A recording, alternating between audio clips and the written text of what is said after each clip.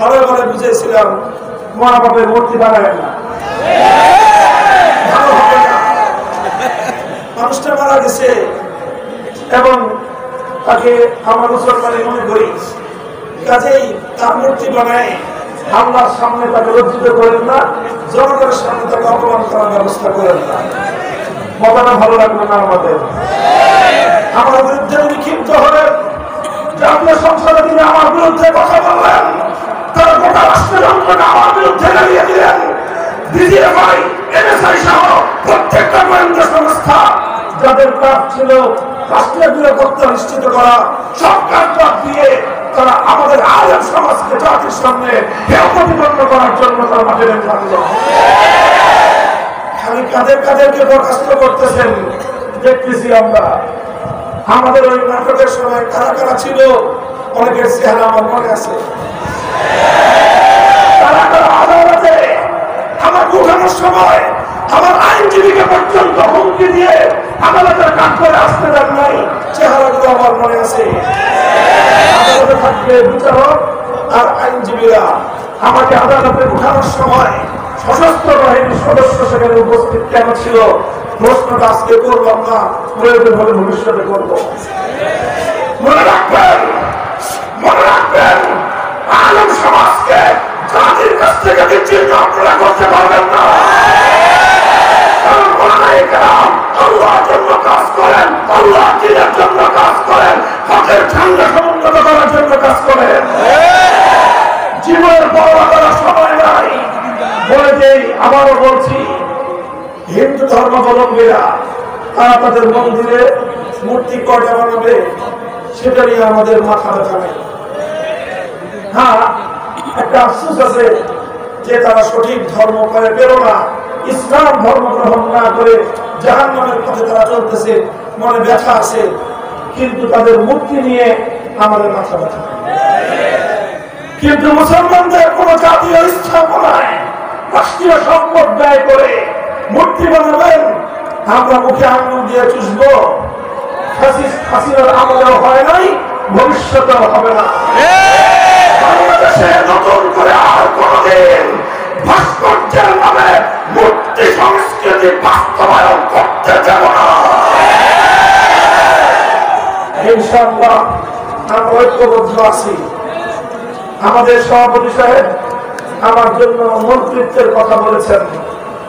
মন্ত্রিত্ব সাময়িক বিষয়, মন্ত্রিত্ব সাময়িক বিষয়। আমাদের হাফিজ হুজুর মন্ত্রিত্ব করেন নাই, আমাদের শেখুল হাদিস আল্লামা আজিজুল হক মন্ত্রিত্ব করেন নাই, আমাদের মুফতি আমিন রহমতুল্লাহ আলাইহি মন্ত্রিত্ব করেন নাই, সৈয়দ ফজলুল করিম পীর সাহেব চরমনাই রাহিমাহুল্লাহ মন্ত্রিত্ব করেন নাই, আল্লামা আহমদ শফি মন্ত্রিত্ব করেন নাই, আল্লামা জুনায়েদ বাবু নগরী মন্ত্রিত্ব করেন নাই। আমাদেরও প্রয়োজন না পড়বে মন্ত্রিত্ব করার খাহেশ নাই, তবে একটা খাহেশ আছে, একটা চিন্তা আছে। বাংলাদেশে বোনাস হায়াত আমি পাইছি, আমার বেঁচে থাকাতে এখন বোনাস, যদিও বয়স আমার খুব বেশি না, 51 বছর মাত্র শেষ করেছে, সেই হিসাবে আমার বয়স স্বাভাবিক হায়াত অনুযায়ী বোনাস বলার কথা না। যেই ষড়যন্ত্রের জাল ভেদ করে আল্লাহ পাক আমাকে আমাদের পূর্ববর্তী আকারে সালাসাল করে আল্লাহ আমাকে হায়াতে রেখেছেন, এটা আল্লাহ আমাদের বিশেষ কুদরত। আমাকে চেষ্টা করেছিল তারা জনবিচ্ছিন্ন করার, আল্লাহ পাক রব্বুল আলামিন মানুষের অন্তরের মধ্যে আমার প্রতি মহব্বত এবং ভালোবাসা বৃদ্ধি করে দিয়েছে। আমার কোনো কারামত নয়, এটা আল্লাহ আহমদ শফির কারামত, এটা আল্লাহ জুনায়েদ বর্মনগরের কারামত, এটা আল্লাহ নূর হোসেন কাসিমের কারামত।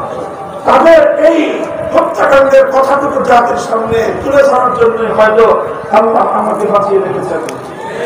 পরিষ্কার বলতে চাই, পরিষ্কার বলতে চাই, জালিম ফ্যাসিবাদী স্বৈরাচারী হাসিনার আমলেও হকের মূল কথার ক্ষেত্রে আপোষ করার চিন্তা করি নাই।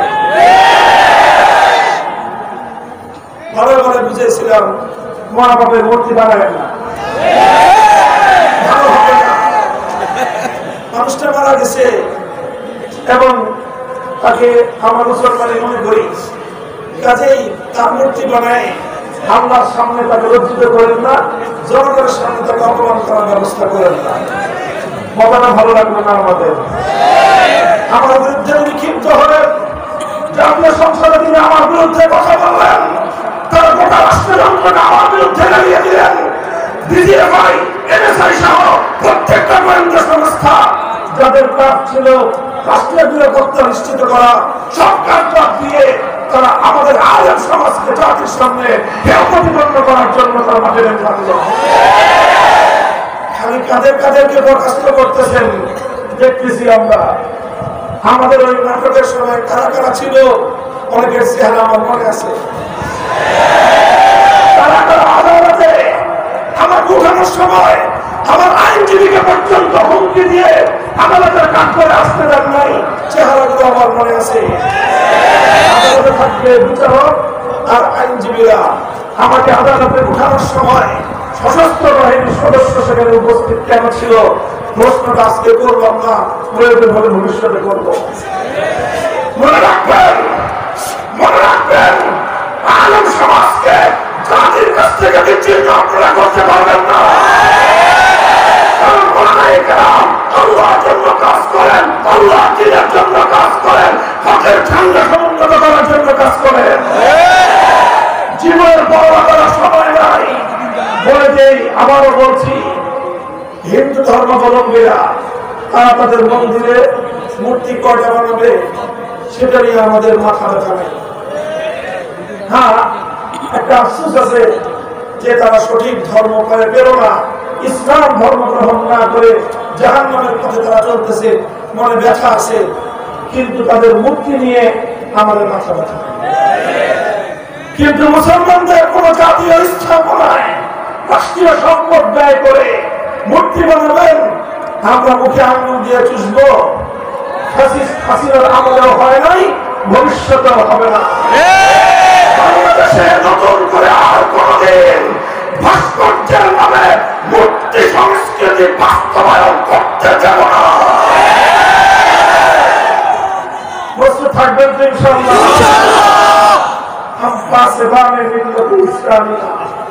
আমাদের কাজ হলো ইসলাম ধর্মের পাহারাদারি করা।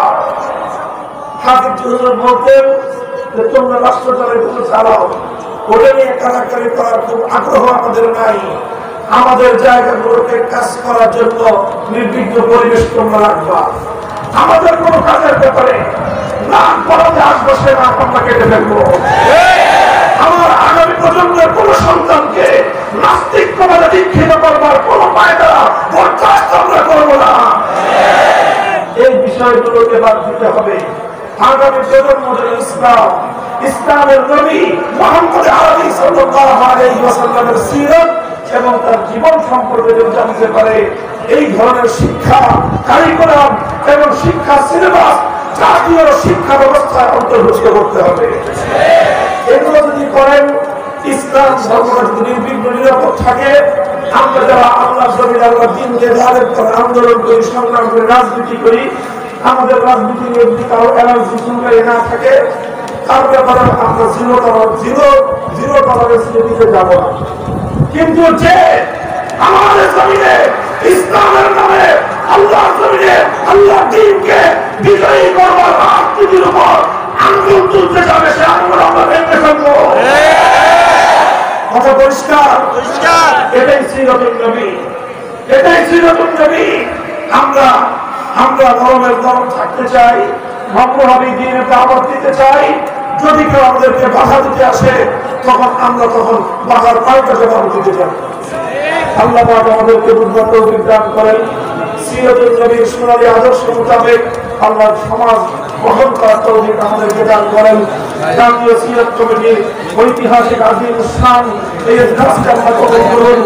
ওলামায়ে ইসলাম এবং ওলামায়ে হাতের মধ্যে অভূতপূর্ব একটি সম্ভাবনা তৈরি হয়েছে, আলোচনার প্রদর্শনী হয়েছে।